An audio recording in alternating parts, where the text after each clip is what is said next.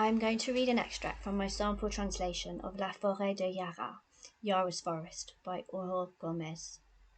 It tells the story of Yara, who lives in a remote forest in France with her mother and grandmother, but doesn't know who her father is, and she loves exploring nature.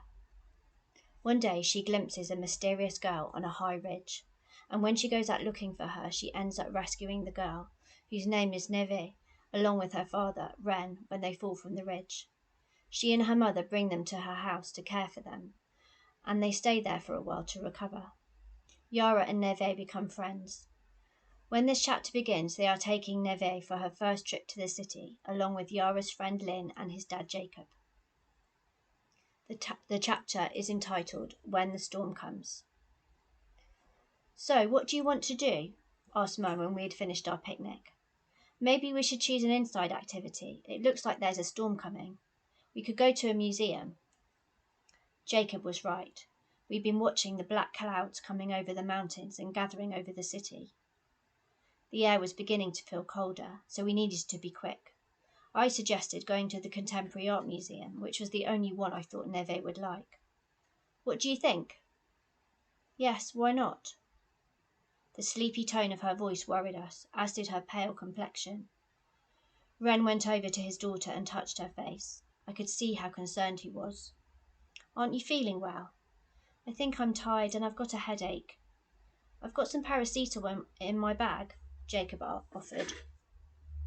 Mum said there was no need for a tablet. We would go home earlier than planned. It was normal that the heat and stress of the city had exhausted Neve, and a nap and a good night's sleep would do her good. We packed up our stuff. By the time we left the park, it had become even cooler, and it was windy. The storm broke out shortly afterwards, drowning the streets in cold, driving rain. We sheltered under a porch to wait for the storm to calm down and watch the lightning tear through the anthracite sky. As Neve really wasn't feeling well, Jacob went to get the car in the rain. We drove back in silence. The storm had mainly passed, but the sky was still resolutely grey and it was pouring with rain. Neve had fallen asleep on Lynn's shoulder. Nature is sometimes spectacular, sometimes sublime. That is what I felt when all of a sudden, almost as if by magic, the storm moved away. The blue of the sky was suddenly so bright, so pure, that I couldn't tear my eyes away from it. I would have liked Neve to see it too, but she was still asleep. She didn't wake up when her father carried her on his back to the house from the car. That night, two things happened that it took me a while to understand. The first one happened when I went downstairs to get a drink. When I passed in front of Neve's bed on the sofa, I glanced through the opening between the sheets that we had hung up around it for privacy. Believe it or not, I saw a white fox curled up next to the cover.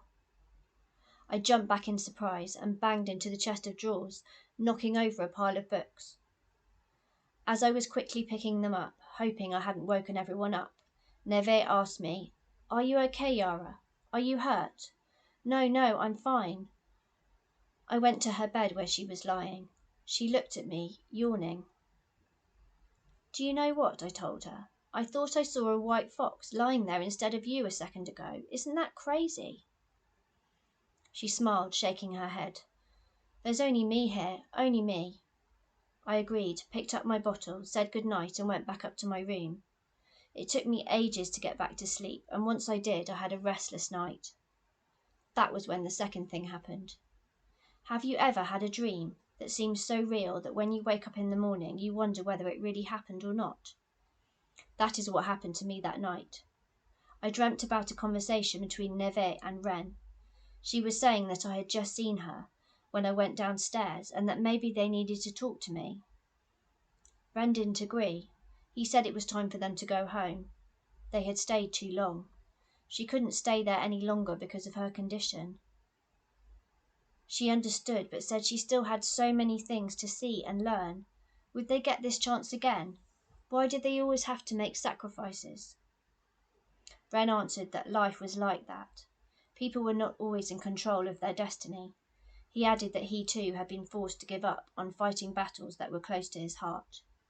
I dreamt about this conversation. Then in the morning they were gone.